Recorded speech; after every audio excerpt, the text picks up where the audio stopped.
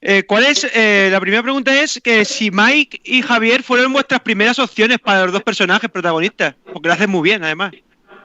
Fueron las primeras. Michael Sparve y Javi fueron como... no pensamos en ellos cuando lo escribíamos, pero en cuanto terminamos de escribir, fueron los primeros nombres y los únicos en los que pensamos.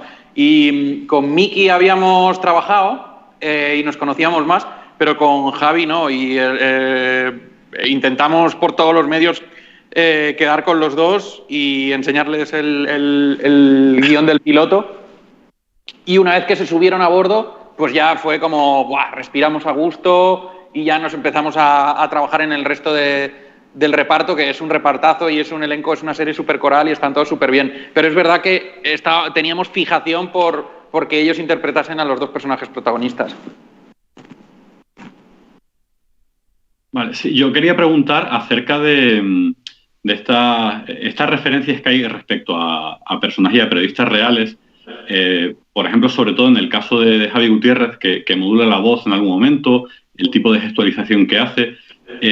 No sé si había miedo o cómo se trabajó todo aquello para no caer en la parodia, para que quedara como un guiño reconocible, pero que no se perdiera en ningún momento el tono de lo que es la serie y de las interpretaciones. Bueno, establecimos al principio en los ensayos hasta dónde queríamos llegar con estos recuerdos a los referentes reales y entonces, bueno, pues más o menos, podemos jugarlo hasta aquí. Entonces, de manera que nosotros sabíamos en qué terreno nos movíamos, cada uno de ellos sabía hasta dónde llegaba su personaje. Y a partir de ahí rodamos sin problemas, nunca teníamos cuidado, ¿qué te has pasado? No, rodamos todo con total libertad y tratando de disfrutarlo lo más posible. Yo tengo una duda desde que he podido ver los episodios, algunos de ellos, el tema de la luz, me explico. Me llama poderosamente la atención el contraste que existe entre los estudios de radio, ¿no? Uno con más oscuro, con más humo, el otro con más luminosidad. También habéis jugado con que sean otro personaje, ¿no? Que la propia escenografía, lo propio visual sea un personaje más de esta serie. Bueno. Sí, o sea, el interés era eso, reflejar que había dos emisoras y cada una, la de Onda España intentaba ser más moderna, intentaba reflejar un poco esa España que se abría con Barcelona 92 y que de repente era una España más moderna, más de diseño y demás. Y luego, por otro lado, teníamos Radio 9, que era una radio en ese momento más anclada al pasado, que reflejaba un poco lo que es la figura de Paco el Cóndor, que es un personaje en pleno éxito, pero sí que está un poco abocado al declive y que evocaba un poco a esa emisora un poquitín más añeja y que era un poco esa España que acababa de pasar un poco la dictadura y que todavía estaba ahí un poco anclada, y era lo que queríamos transmitir, eso, lo viejo y lo nuevo, y ahí está. Por un lado, la necesidad de que en cuanto saltásemos de una radio a otra, el espectador inmediatamente supiera dónde está. Eso es. Entonces, visualmente había que marcarlo mucho. Pero luego, dramáticamente, también queríamos que cada prota tuviese una radio y potenciara lo diferentes que son y las formas tan diferentes que tienen de ver el mundo, ¿no? Y entonces era como, pues decíamos que era como las tropas rebeldes y el imperio en la Guerra de las Galaxias, ¿no? Algo más oscuro, más negro, el otro más blanco, más limpio, ¿no? Más nuevo, más de diseño. Y eso sí que fue una constante en toda la serie, y Carlos también lo cuidó muchísimo, ¿no? Lo que hicimos fue trabajar con el director de fotografía, con Pablo Rosso, también para tener la posibilidad, dependiendo de qué momento estuviéramos, de tener cualquiera de los estudios con más luz, con menos luz, más oscuro, más recogido, más contrastado, más luminoso, y de hecho la propia evolución de la serie va llevando de un inicio más colorido, con un tono general que es más optimista, y todo se va agriando y va perdiendo color, se va contrastando. También es como ese paso, empezamos con unos referentes más ochenteros, de un cine más ochentero, y nos vamos yendo a una cosa de los 90, es como pasar de Spielberg a Fincher. El 80% de la serie transcurre dentro de las emisoras. Entonces esas emisoras tenía que ser, muy ricas visualmente. Entonces, no es una realización plana la que hemos buscado y la que ha conseguido Carlos. Es todo lo contrario, es muy dinámica y es un sitio en el que hay mucha tensión, se pasa muy mal, pero te apetece estar ahí, te apetece estar en esos dos espacios. Y en esta guerra de equipos por la noche radiofónica, ¿sois equipo Cóndor o equipo J? Mojaros un poquito. ¿Por qué? Tú eres bilingüe, ¿no? Sí, soy bilingüe, total. Pues es que no nos podemos mojar porque precisamente el gran reto de esta serie era mimar a los dos por igual, porque corríamos el riesgo de que de repente Darth Vader está muy guay, pero había que cuidar también a Luke Skywalker o a Han Solo. Entonces, siempre íbamos con los dos y queríamos que por muy erróneo que nos pareciera la actitud de uno o de otro, teníamos que trabajar mucho para justificarles y para que el espectador entendiera por qué lo hace. Entonces, eso era importante, que nadie se quedara por el camino y que en todo momento, tanto Jota como el Cóndor estuvieran a la par, que fueran igual de importantes, igual de listos, igual de cabrones, igual de a veces frágiles, y todo eso queríamos que estuviera bien equilibrado.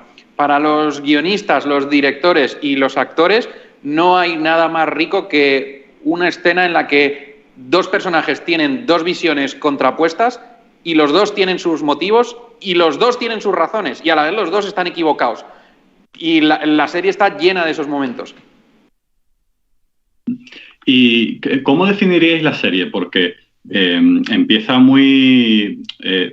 pensamos que es una comedia, pero como habéis comentado, se va agriando a medida que va transitando los personajes. De hecho, acaba de una manera incluso trágica, todo lo que envuelve a la familia del Cóndor. La propia actitud de Jota también se va oscureciendo. Entonces, claro, ¿dónde les marcaréis vosotros una producción como esta? Yo creo que lo mejor es lo que dice Cristóbal. Pues dilo. La definición dice que en realidad esto es como un drama bélico con toques de comedia.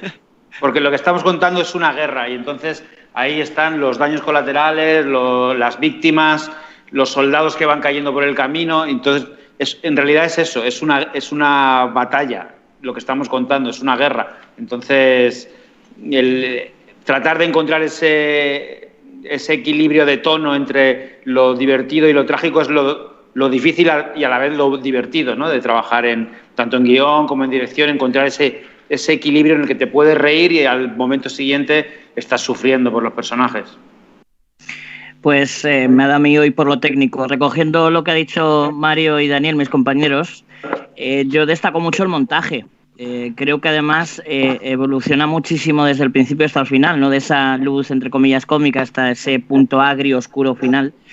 Pero claro, como en todas grandes batallas, hay episodios que no se cuentan.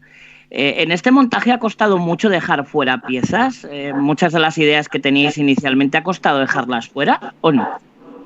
No se ha quedado mucho fuera. O sea, de lo que hemos rodado, no. Yo creo que más bien les ha costado más a ellos al poner en orden el guión, establecer qué batallas había que contar y cuáles no. De lo que hemos rodado, hemos dejado fuera muy poquita cosa, la verdad. Era difícil de eliminar en montaje también porque nos habíamos cuidado mucho de que estuviese todo muy engrasado. De tal forma que si quitas una pieza, era muy difícil que no se cayera el puzzle, porque una secuencia te llevaba a la siguiente. Es verdad que siempre hay cosas que se caen en montaje, pero el montaje yo creo que ha ido más por acelerar y frenar y meter más tensión en algún momento y tal. Los capis siempre van increciendo, siempre llegan a un clímax muy de tensión, muy desasosegante, ¿no? Y empezamos siempre los capis con planos más largos, más tranquilos en las redacciones, y luego los clímax, que suelen ser siempre en los estudios, y que queríamos darle a cada capítulo, como están en un momento distinto de la temporada, un tratamiento distinto, visual y de montaje, ¿no? Y más allá de la parte técnica, ¿creéis que esta serie es un fantástico documento para acercar la radio a las nuevas generaciones? No has utilizado ningún anglicismo en esta pregunta y por eso pasamos a la siguiente. Hombre, a mí me parece súper interesante que la gente, las nuevas generaciones entiendan lo que es Pero es que ni siquiera la radio de ahora tiene mucho ya que ver con la de antes. La de ahora casi se ve en internet, puedes recuperar los momentos en podcast y demás.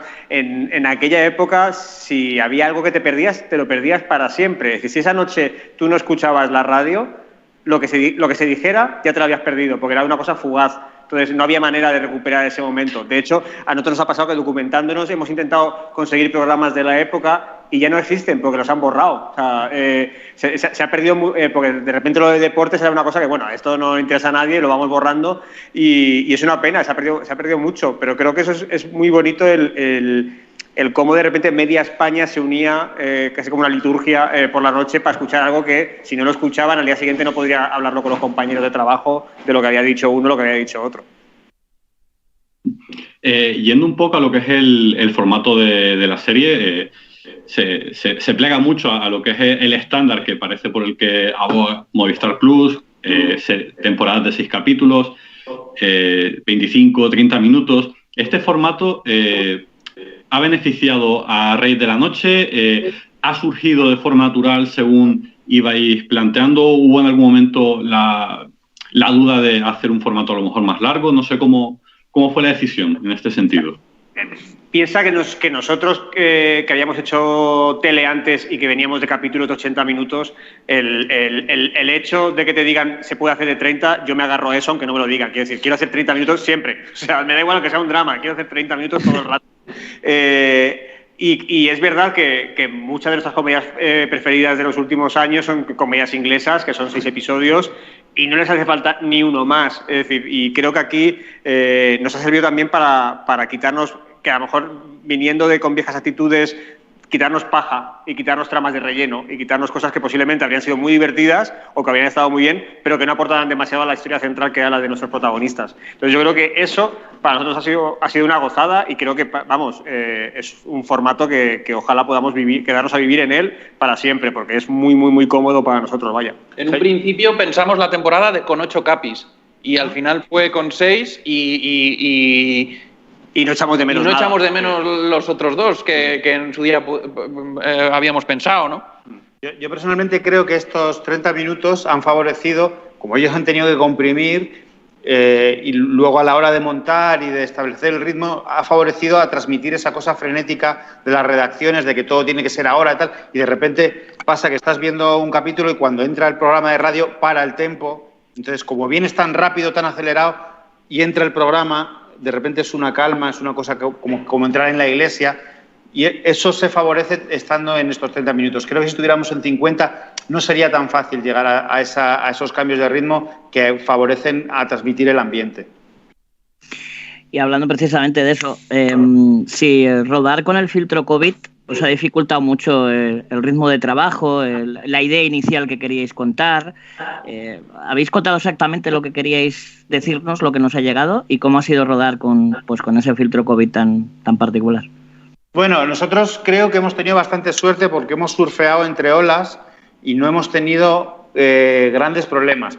Nos ha obligado a prepararlo todo mucho y entonces lo teníamos todo muy diseñado, más de lo normal, más de lo que se suele preparar todo. Teníamos todo muy atado para no tener que improvisar. Entonces, Julio Montejo, el ayudante de dirección, estableció unos horarios y lo hizo de tal manera que al final, en todo el proceso, solo tuvimos un infectado en un momento fuera, además ajeno, que se infectó fuera del rodaje, fue a casa, lo pasó y volvió a terminar el rodaje. O sea que los protocolos y todo esto, que al principio era como más ortopédico, nos costaba más, lo asumimos y en realidad no nos ha afectado demasiado y creo que nos ha favorecido esto de prepararlo tanto. El último día una compañera del equipo de dirección me confesó que habían hecho porras para ver si llegábamos al final del rodaje y la mayoría apostó que no llegábamos al final del rodaje sin parar. De hecho, era una situación un poco posiblemente como la guerra civil, ¿no? De ha caído Burgos, porque a nosotros llegaba de repente, han parado no sé qué serie, han parado no sé qué película, y entonces estamos ahí como en nuestra pequeña islita en la que todo iba bien y como dice Terón, por suerte conseguimos sobrevivir y sin sustos y sin tener que parar, pero es verdad que había una tensión de que veías que otros compañeros tenían que parar rodajes por esto y era... Mi abuelo cayó en Burgos. ¿Tu abuelo cayó en Burgos? Me has ofendido. Vale, ya está, ¿no?